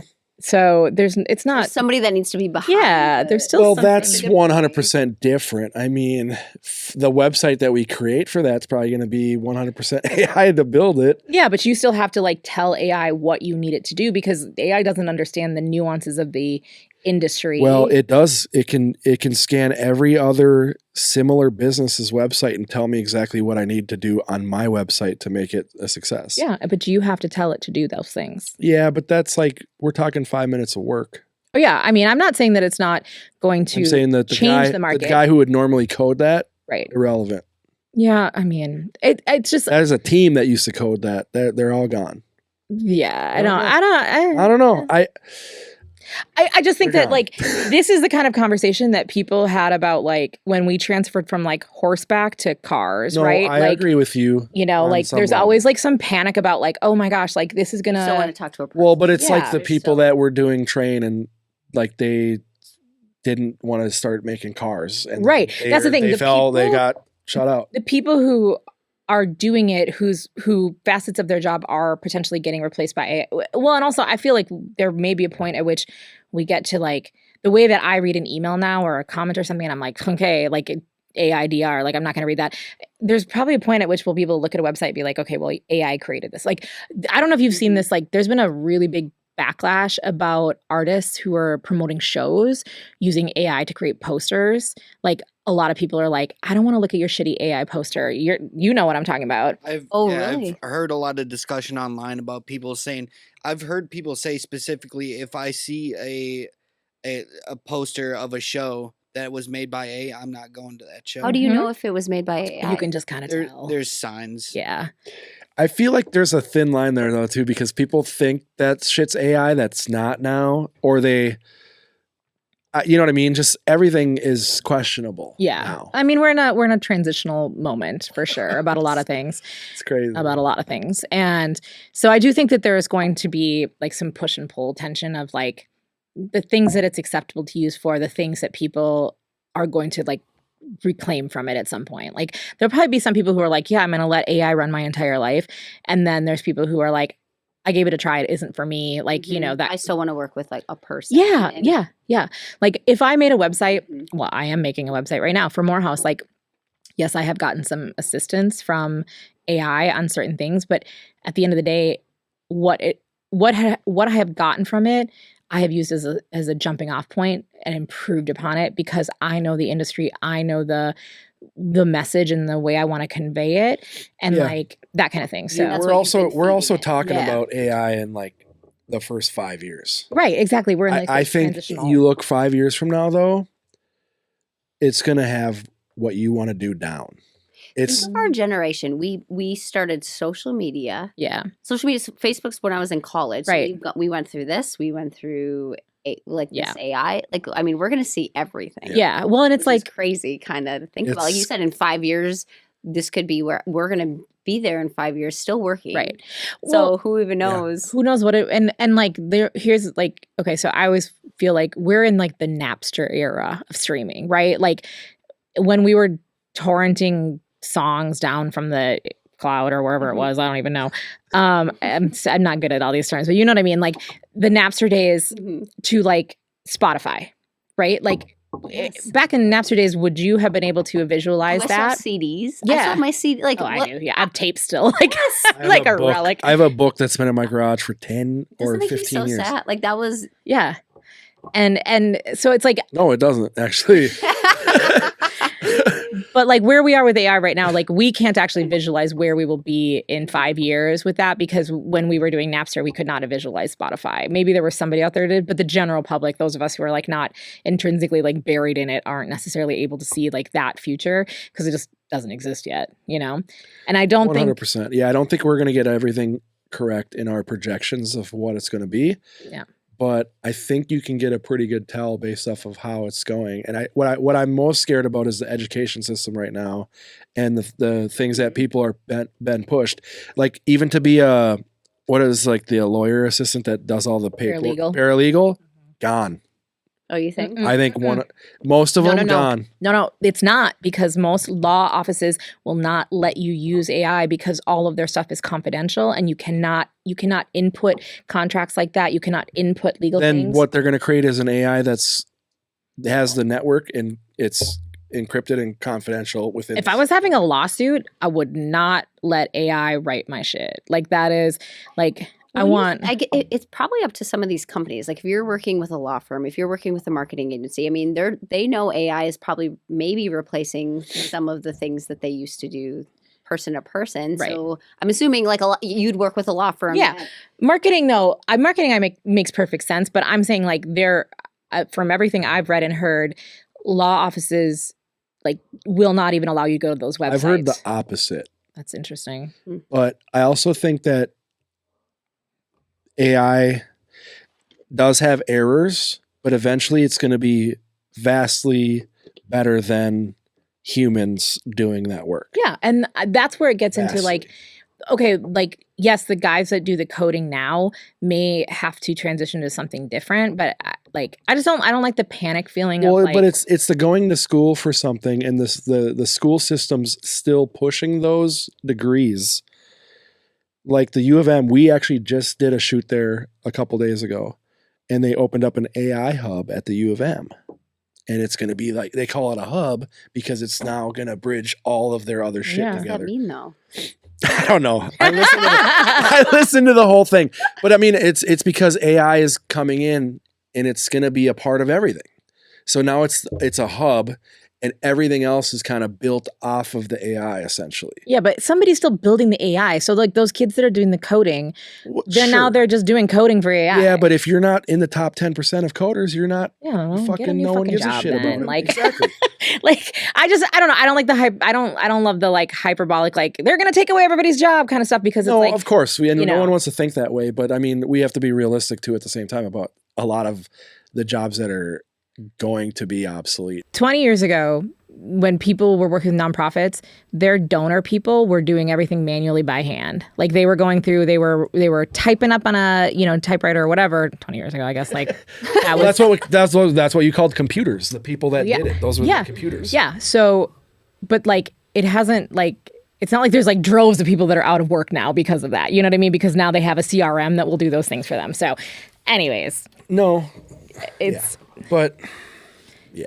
I mean, this was similar when social media came out, whereas everybody like, oh my gosh, social media, what's this going to do? Yeah, yeah. It's evolved in the right way, where there's new jobs that were created. There's maybe some, I don't know. I mean, that's debatable. Yeah, right? No. I mean, for sure.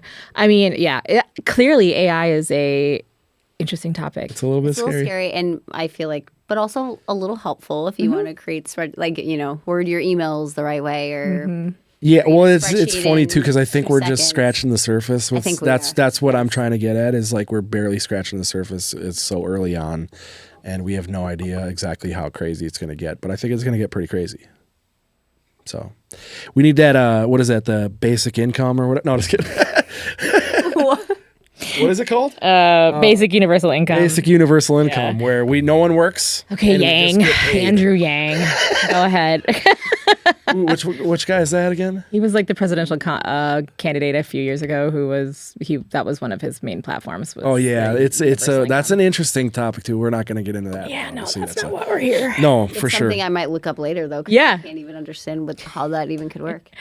Yeah, it wouldn't be for everybody, but it would be like for like a vast majority of people because they don't make a living wage. You just have to have a basic income that they give you from the government to live. I know. How are you? Yeah. Well, this isn't like any of our beliefs, by the way. Yeah, this is just like a topic. I mean, there's certain parts of it that I do qualify. Like, will you just get? Yeah, some of it is like, I mean, one of the things that we, if you're trying to solve crime, like putting people in prison doesn't solve crime. Having money and food and shelter solves crime, right? Like that's like the people. Anyways, we should not go down this road. No, we can for a little bit. We just won't go deep. But I would say, to some extent, yes, that's true. Yeah. But you're not going to stop all crime with all those things. No one's saying exactly. I'm not saying, but no, I know, but that's So and that's where the basic universal income comes in and all that kind of stuff. So like, people who are having mental health crises or they're homeless on the street, most of the time it's like comes down to money. Like a lot of it does. I think a lot of it. And like you said, with the crime too. It's like if you had money, you wouldn't need to do crime to get more things. Why would you risk it? Why would you if you have something worth losing, why would you risk it? Right? Yeah. Like, so yeah. Anyways. No, okay, we'll sidebar off of that. But no, so you said earlier. We'll start our new political podcast after this. And then we can fight. Yeah. It'll be part MMA, part. We're gonna fight. Yeah. It'd be WWE style. I don't even know the sports. I don't even know this. I'll jump off a ladder. No, we'll do it at Allianz. No. Yes. No, we were talking earlier before the podcast too about like not turning off our brains and stuff. I think that's part of why you're going to Paris is to like just shut off, or like I guess what's your main reason, I guess, for going? I think you're right about turning off. I'd say I think we were talking about events. It's stressful. It's a lot. It's time consuming. And I think on some of your previous podcasts, there was talking, people had talked about the expectation that that's your life. You're just going to, and in sports, events, entertainment, like that's just the life. You work long hours.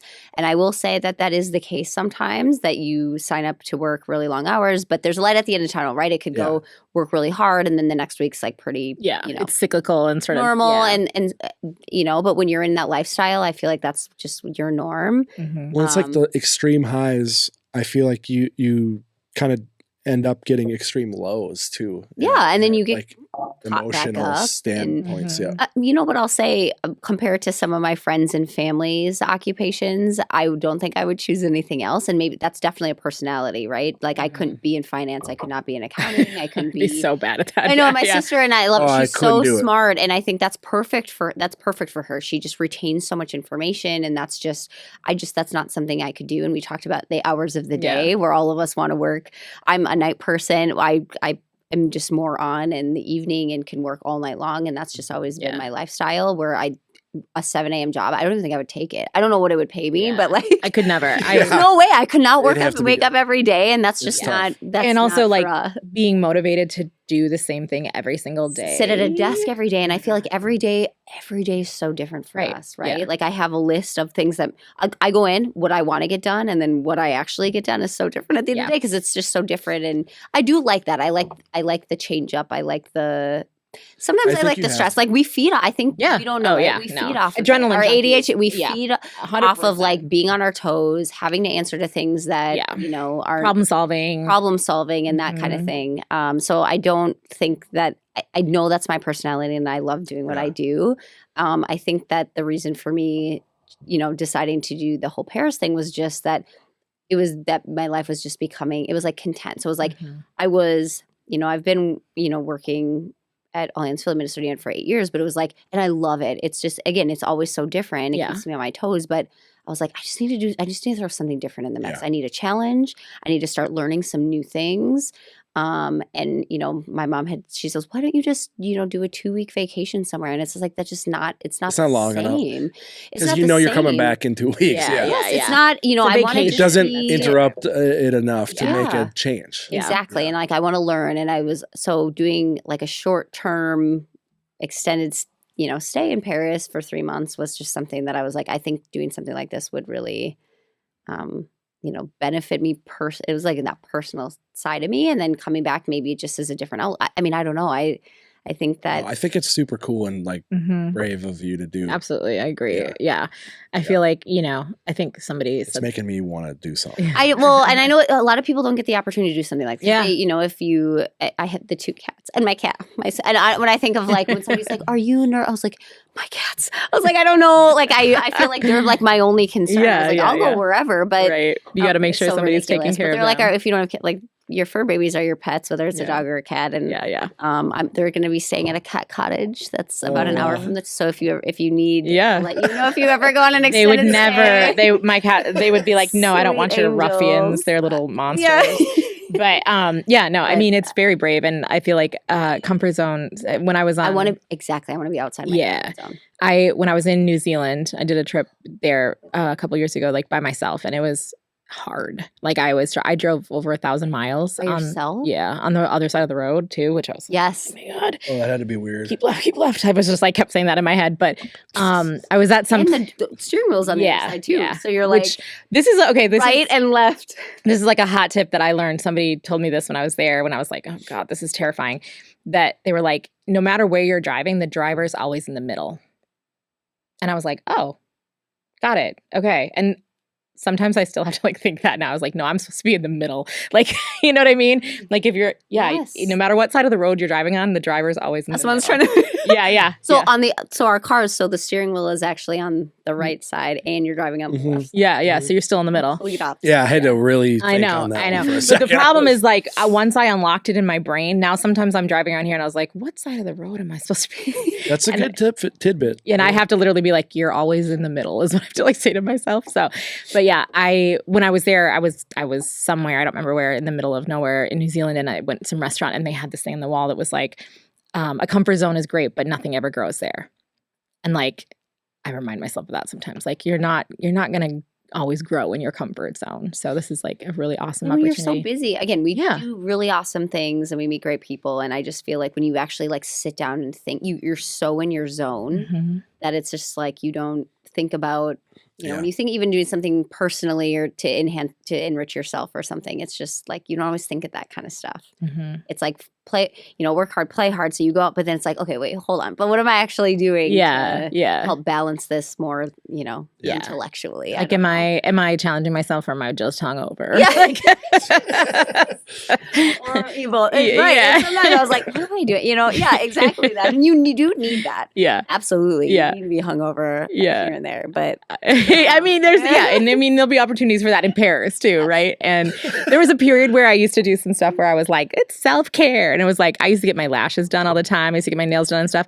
And then one day I was like, is this self-care or is it just capitalism? Like, I don't know anymore what I'm doing. And I was like, but that was your mind. Like, you're trying to balance, like, I deserve this. I deserve this. Yeah. And like, if it made you feel good, then I mean, that's okay. Yeah. And that was back when I worked for somebody else and had a salary. And now I'm like, no, you can't do those things and that anymore. was capitalism. Yeah, exactly. 100%. Yeah. And also, like, it got to this point where, like, it's so stupid. But I used to get my lashes done, like, once a month.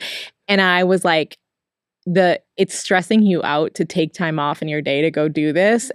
And I was like, why am I doing this to myself? Like, I just stopped because I was like, this is dumb. I'm spending so much money on it and it's stressing me out and making my life more complicated. Like, I'm like, when do I schedule my lash refill? And I was like, this is dumb. What am I doing? This is not self-care. Like, I am no longer caring for myself. This is just capitalism and beauty standards, and it's dumb. So anyways, I think that I'm really excited for you. I'm so jealous. I love Paris so much, and it's the best. I feel like I'm going to get to know Paris. I'll be going to school in the mornings, and then I'll get to know Paris during the week. And then every district, go to different, I'll travel on the weekends, so I'll hopefully get to take the train and see different countries and cities. And that's so cool. Learn a lot, yeah. I'm never coming back, are you? I know. I honestly, like, you're not coming back. And I was like, my intent, what I've been saying, because I don't know. When I think of like, when I talk about this, it's like when Emily in Paris or when You Pray always Love watched kinda. Hallmark movies. And it's like, I want to put that out in the abyss because, I could live across the hall from a very good looking chef. Absolutely. Maybe. Yeah. But I remember my boss, he's like, you're not coming back. And I was like, my intention is to come back. That's how I've been answering. I'm like, right now, Listen, if I married the prince of, if these Hallmark movies has taught us anything. So it's the dating pool here. That's why you're going. I mean, I think we got down to the bottom of it. The real I reason. think we figured it out, the real reason. But that's real talk. So yeah. And also, I had a boyfriend in Paris, and I've still, we could talk. And I still, but I still live here. So okay. I came back. I'm still in love with you. Not at all. So I still live here. So you never know. You can have fun and enjoy yourself, and I think, and then you just, come back to. You got the cats here. And that's my. They can also I know go. you're I've coming back into because it. the cats are here. Yeah. So You can get them sent over. It's not that hard. There was a period where I was trying to go to grad school in Italy, and it was like right before I got the job at ARIA. So I had applied. It's like the University of Gastronomic Sciences. It's like a fairly small college in northern Italy. And I applied for the master's program, and I got waitlisted the first time. And I was like, damn it. Because they only take like 25 students a year. So it was like, well, at least I got on the wait list. And then the next year I was like reapplying, and then I got the job at ARIA. And I was like, oh my God, do I just stay here now? But I had looked into like taking my cats over there and everything. And it's kind of hard, but it's not terrible. Did you? Good. Yes. Good. At first I was thinking about doing longer than 3 months. I was like, should I bring the cats over? Yeah. Like, I can't. Like, that's really hard. But, Yeah.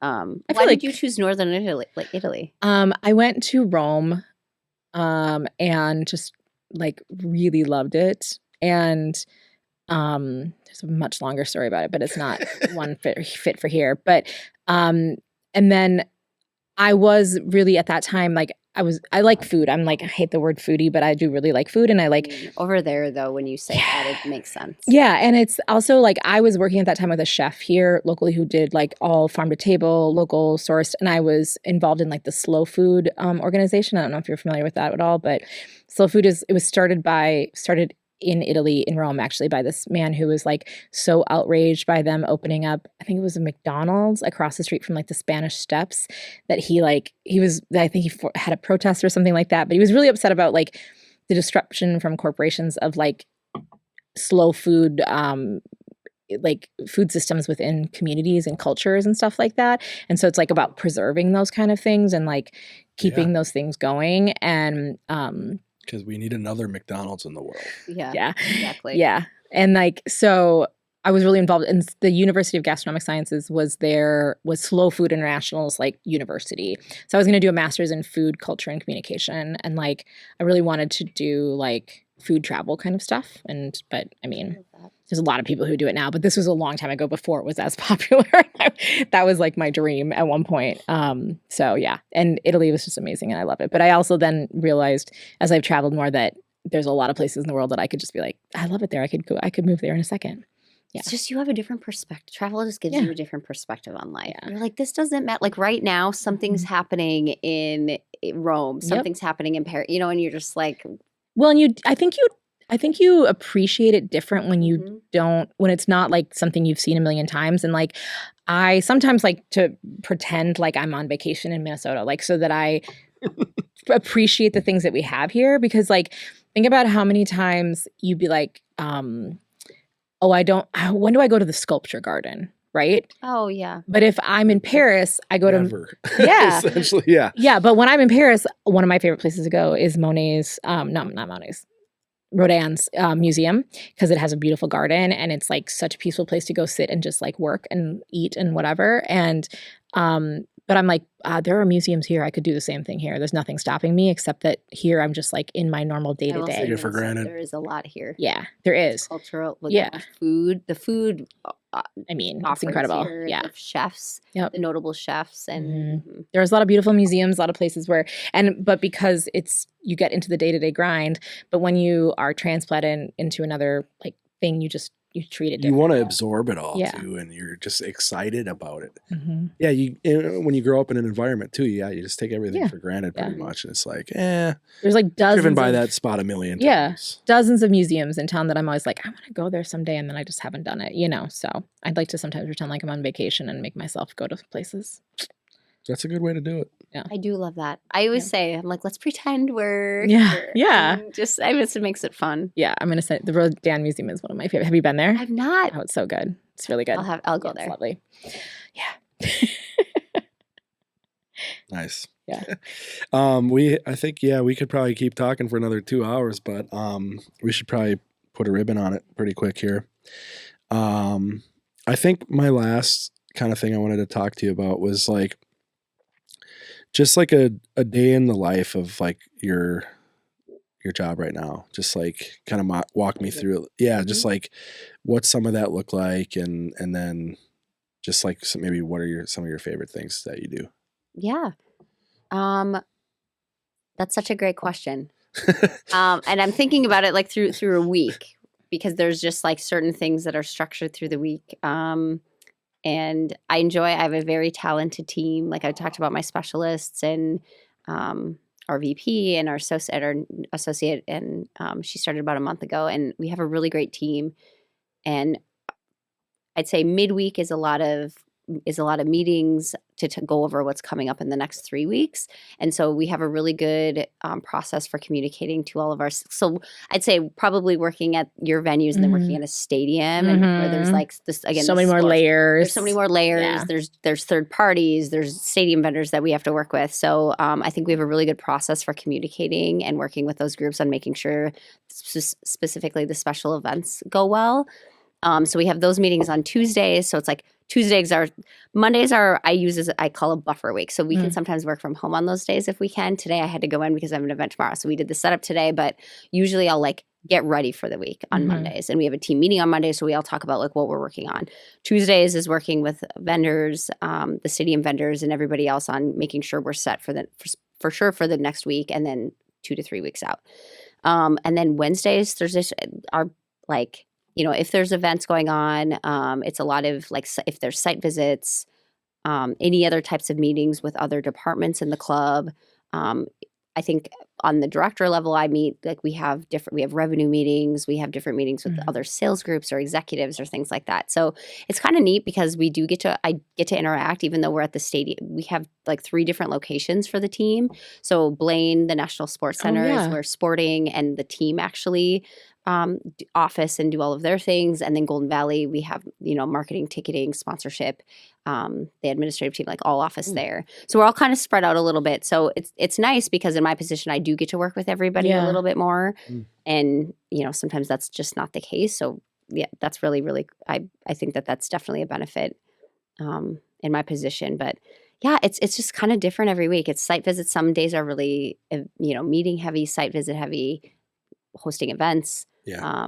Do you office out of there when you that's where your office is at? Or? My office at Allianz Field. Yeah, cool. And actually, this is a good transition into United Village. Yeah. So there's north of the stadium is a development project that's called United Village, and our leading owner who owns Allianz Field and Minnesota United is leading that project separately. Okay. And so that project is 2 restaurants, a hotel, an office space, and that office space will eventually house people from Golden Valley and the stadium. So I'll hopefully have a designated office in that space there. But it'll be a really neat area. So I think the thought is to with the hotel, it's just having these extra accommodations. Right now there is an all-inclusive playground, and then loon sculpture that'll have a garden. So it'll definitely be a destination in the Midway area and Twin Cities that has obviously not been there before. But I think it'll create a lot of opportunity. Is that on like the same tract of land that it currently is, or is it like on the right? It's like just straight north of the stadium. Okay. So right now, it's still south of Snelling. South of Snelling. Okay. Yeah. So right off of like to the east of University, and then south of Snelling. Cool. Okay. So really cool. It's a smaller area, but it'll eventually be a entertainment district. Fun. Okay. I hadn't heard of that. I need to check that out for sure afterwards. The restaurants will open I believe, this the spring. Okay. And then everything will end up following. And I've probably I driven think by the and just like intention- it's not paying Well, it's attention. hard. It's all construction now. Yeah, so yeah. The hotel's going up, the office space is going up, and eventually it'll just be a destination. Cool. So it'll be really, really cool. That's fun. I like that a lot. Do you like? Is the hotel a chain or is it like a boutique one that's being owned? It'll be a independently? boutique, but I think it will. It'll be a notable brand. Okay, cool. but boutique. Yeah. Mhm. Okay. Cool. For what? I missed it. The hotel. Oh, nice. Yeah. Mhm. I was just curious. Like, do you get involved with events in any of these other kind of ancillary? I don't know. things? I think the question is still like, how are we involved? Is Yeah. there? And again, it is separate, but Okay. I'd love to. I've been working with our. You're owner like, and I'd like to know. Soon. Yeah. I'd like to know. Yeah. Yeah, figure that out. I'm really excited. We've been talking about. I mean, this has been in conversation for the last few years. Of our owner's been working with the city of St. Paul, so I think there's a lot of really good things to come, and Yeah. finally, it's coming to fruition. That's It's gonna be exciting. huge. It'll create a lot of opportunity in the area. Yeah, that's Absolutely. awesome. Yeah. I love that. Super cool. What I mean, obviously you have something really big coming up personally, but like on your professional side of things, like what kind of goals do you have for the Great future? question. Oh gosh. Well, that's a little. I'd say before I leave, Yeah. I love. Obviously, we have revenue. Like there's this year we've kind of switched up how our marketing approach. Mhm. And so with the showcase, it was very strategic. That idea kind of came up towards the end of last year. Dan's but been telling me about it for about a year. we've been talking about it for so long, and I Yeah. think it actually was like we chose a date. We Yeah. had some plans, and we started to have to do Mhm. things. So that I'd say the end of last year was like, okay, this is happening. Yeah. We have a good plan in place. And I think that was kind of the start of our like almost grassroots marketing approach, which we've never had before. Because at first, like, the first few years is like you're the shiny new penny. Yeah, We yeah. really didn't have to do much. Allianz Field Right. was new. We were getting a lot of inquiries. And then it was, went through COVID. And then coming out of that, it was like, okay, how can we still, we're still competing with, you have Target Field, Target Center, US Bank Mhm. Stadium, Grand Casino Arena. I mean, there's like Union Depot. Like there's like places that like when we talk to clients, like it's like, well, where have you hosted this event before? And they're all fantastic places. Yep. So, and I know a lot of their event contacts. So, and they're all great, but it's like, how do you stand out from that? And Yeah. so this year it was more of like the on the ground. So we updated our contact list. The venue showcase was something. We now have one of our event specialists had shared interest, like I had said, in doing more of the networking and opportunity and leads. And so she's working on different campaigns that maybe we've never thought about Cool. before, and somebody who's consistently reaching out to our list. So anyways, all leading to hopefully hitting our goal and, doing it in a way that we've never done before and being like, okay, here's our story. Here's what we've done. And then we did this actually on like not a lot of budget, right? Because all Yeah. that stuff doesn't really take a lot. It was just a lot of our own effort. Yeah. A lot of initiative. And yeah. like a lot of the when I started it was just me, so I could only do so much, and then now we have a team, and so we're actually being a little bit more strategic about Mhm. the efforts that we're doing. So yes, I'd say within the year, even though I'm going to be gone, I'd love us to still hit that when I get back, to be like, oh, even when I leave in June, like we should have a projection where I'm like, oh yeah, we're gonna hit this. Cool. I think beyond that, like if you're like, what do you see yourself in 5 years? I don't know. I'm like, feel like I'm, especially this year, it's like I'm kind of just riding the waves on, coming back from Paris and just seeing where we're at, where I'm at as the director of special events at Allianz Field. And then I'd love to, again, work with our owner on the United Village side of Mhm. things and helping develop that a little bit more. So yeah, we'll see. They're Where I'm- gonna miss you when you're. Oh, not yeah, there for a sure. while. Yeah. I mean, I Yeah. definitely said, I was like, I don't know if that's like when you're on leave, but I was like, I would rather things go well. Yeah. If Yeah. I know the answer. Yeah. I don't, even when I'm on vacation, I'm like, Right. please, I don't care. Like, I'm not somebody who's like, I'm done, I'm Yeah. out. It's gonna be like a 5-minute think thing. it's Yeah. actually- yeah. So hard Like, to do what in do you events. I mean? don't know how many. I mean, there are people who do have very strong boundaries and do check out, but I've never done it. I've I don't. never done it. I don't even don't think that either. affects me. I'd rather Yeah. if like, if it's a quick, like, how did you handle this? I'm like, sure. Yeah. Even if I'm like, sure, I'm going to tell you what, Yeah. I would rather. I mean, we're all kind of in this because we like to be helpful and be, hospitable. Otherwise, why are we here? So Exactly. it extends I to have like a really hard time turning off the brain when I Big time. Well, also it is, and that's the one. It takes me a couple days because I still track.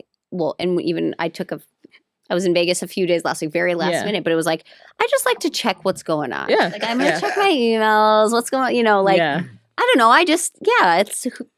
Especially when you're only gone for like 3 days, you just still want to be like a little bit tuned in, but.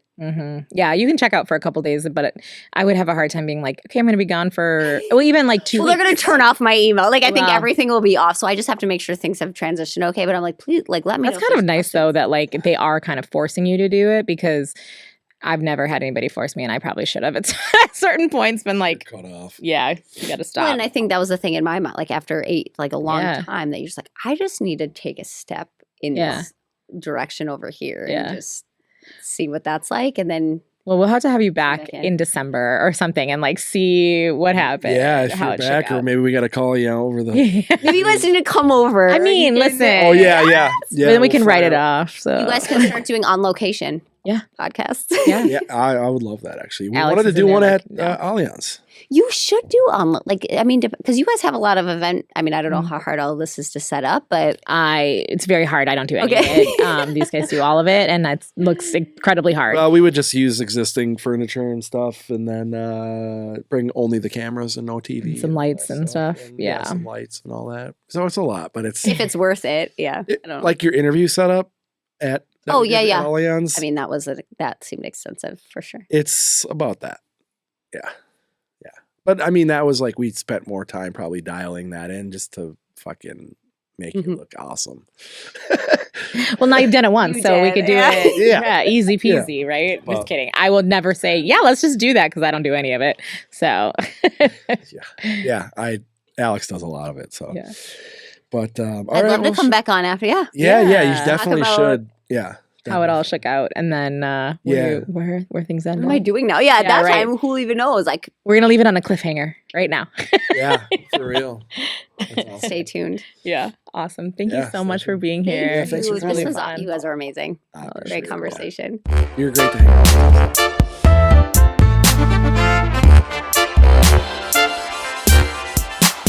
Thank you for watching the podcast. Hit the like and follow button to stay updated on our latest episode. If you have ideas of topics or guests you'd like us to interview, drop us a comment, and we'll see you next time.